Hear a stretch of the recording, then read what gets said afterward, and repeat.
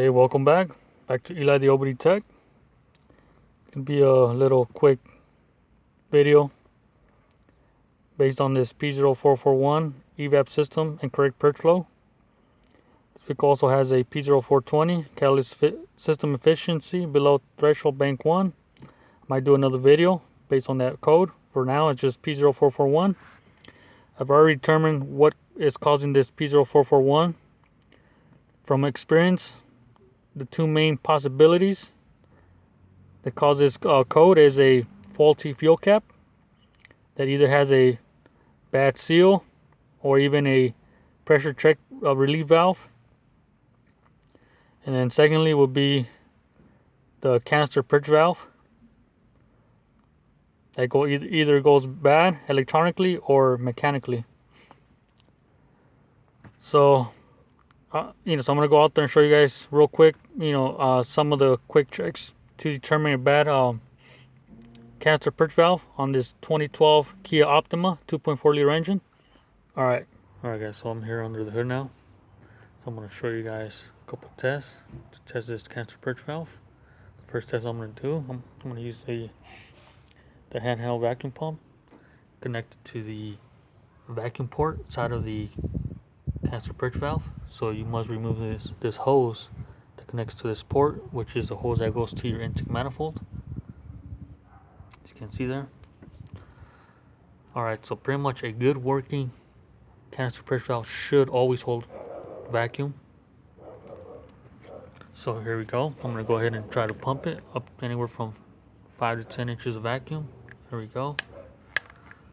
As you can see, not really holding any vacuum. So that's already a no-no. Where it tells you this purge valve is no good, which is causing this P0441. Another little quick test is to use maybe like a screwdriver and try to tap on it to see if it unsticks. So I'm gonna go ahead and do it. Sometimes it works, sometimes it doesn't. So depending on the severity of the mechanical problem inside the canister purge valve. Here we go. See if it works. Kind of wants to actually hold vacuum. It's actually going much higher than before, as you can see there. Let me try to tap it one more time. See if it actually unsticks again.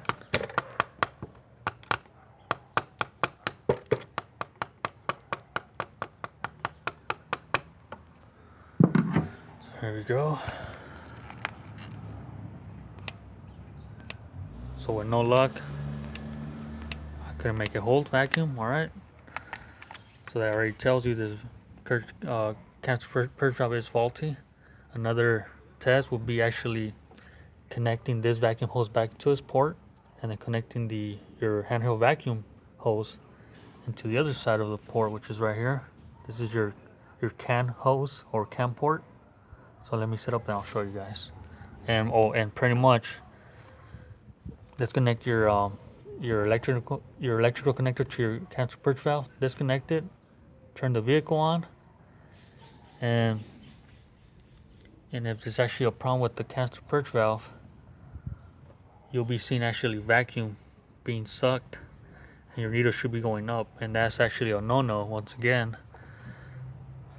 because it shouldn't be actually sucking vacuum with the connector disconnected, or even with the when the computer doesn't command the purge valve to open, it shouldn't even be sucking vacuum. Alright, so let me set up and show you. Alright guys, so before I start the vehicle, I'm going to go ahead and show you guys that even if I connect the handheld vacuum pump into the can port, which is right there, it's not even holding vacuum either.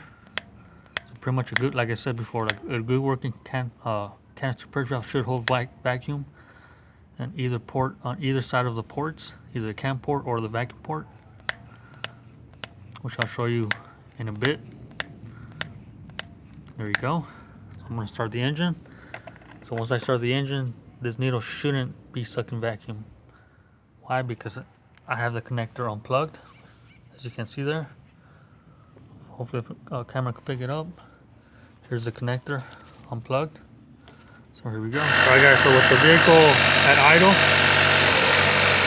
as you can see there, our purge valve is sucking vacuum, which it shouldn't be sucking vacuum without being commanded by the computer. Like I said, there's the connector unplugged, and we see that we're sucking vacuum.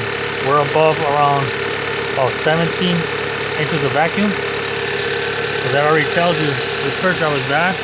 So I'm gonna go ahead and try to tap on it, see if it drops.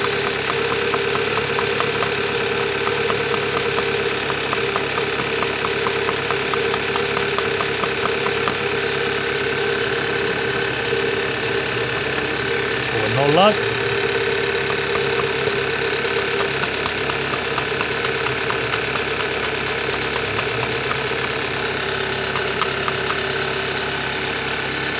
Alright guys, so this is pretty much already, like I said, a bad cancer purge valve.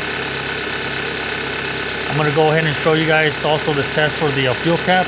I know that most of you guys don't own a fuel cap tester, but me as a technician, I have to make sure that this vehicle doesn't have multiple problems. So that's pretty much the last test. Show you guys that the fuel cap is in good condition. Alright, I'm about to test the fuel cap. Like I mentioned earlier, the two areas where fuel caps tend to go bad, it's on this seal, either tend to crack or rip on you. Another one will be the pressure relief check valve that tends to go bad and cause that P0441. This is my handy OBD2 fuel cap tester, model 45950. It's a Week-on Hitchcock. I'm pretty sure you guys probably seen it in one of my videos. And like I said before, I always like to make sure that this vehicle doesn't have multiple problems, and I like to check the fuel cap as well. So here we go. So the way this works is that you press on the start button, and then it'll tell you when to start pumping. So here we go. It's a red indicator. I'm going to apply the cap on it. I'm going to make it nice and tight, and then pump until it tells me to stop. Alright, so green indicator, stop running. So it's going through this whole process of testing it.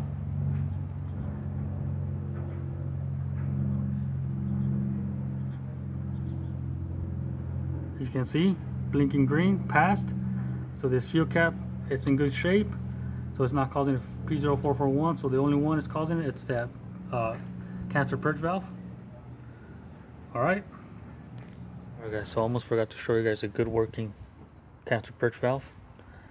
I already got the part, actually the new part. It's actually original from Kia. As you can see, here's the part number, 29910 25100. Valve purge control. This is the new one here. It has Hyundai, Kia symbols. So here we go. I got the vacuum handheld hose connected to the cam port, and once again, a good working cancer purge valve should hold vacuum. So here we go. I'm going to pump anywhere from 5 to 10 inches of vacuum. So here we go. And it shouldn't drop any vacuum. Alright, I'm going to release the vacuum. I'm going to plug the hose into the other side now. Alright guys, so with the hose connected on the vacuum side of the port now, I'm going to go ahead and pump it again. Here we go. It's about 9 inches of vacuum. It should hold vacuum. Like I said, it should hold vacuum without any leak.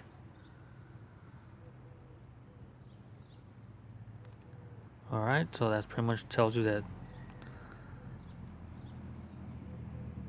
this is how a good working cancer purge valve should work. Alright. Alright guys, so I'm showing you guys real quick the difference between the good and the bad. I got my handheld vacuum pump already connected to the new cancer purge valve. It's not fully assembled into its location, but I connected the vacuum hose into the new purge valve. I got the other hose on the cam port, and as you can see, it's not sucking any vacuum. This is also with the connector disconnected. Alright guys, so I want to show you guys real quick. that I was actually able to make the canister purge valve stick. So currently it's actually holding vacuum, but little by little it will drop that vacuum back to 0. So right now it's just slightly close to 9.5 inches of vacuum.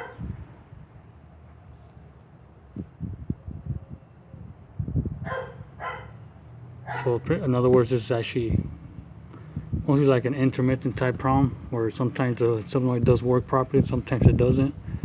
Sometimes it sticks open. So right now it's close to 9.5 inches already. So little by little, this needle will go back to 0. So what if I try to, actually hit the body of the purge solenoid to see if it drops or unsticks?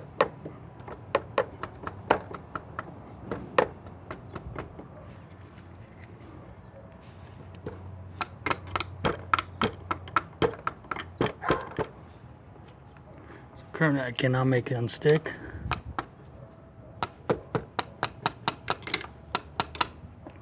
So you can see it actually did drop less than 5 inches of vacuum. So there you go. I'm gonna pump it one more time and see if it holds vacuum. Just above 11 inches of vacuum right now. I mean, it's about 11 inches of vacuum. I'm gonna go ahead and hit on it one more time. There you go. Back to 0. Alright guys, so hopefully this video makes sense. This is Eli the OBD Tech. Subscribe if you like. Alright guys, so I'm going to show you real quick another bonus clip based on verifying your repair. It says I already replaced the canister purge valve. Alright, so by using a enhanced scan tool, a capable scan tool that does bidirectional control, I'm currently using the Oldtail MaxiSys MS906BT. There's a part where it says special functions. I'm going to click on that. There's a test where it tells you EVAP leakage test. So you click that. So just remember that not all manufacturers will provide this type of test. Kia and Hyundai will. I think GM does too. Maybe Toyota. So here we go. So right there tells you the criteria to meet before attempting to do this test. Alright, you're okay. So it's going to go through his little test cycle.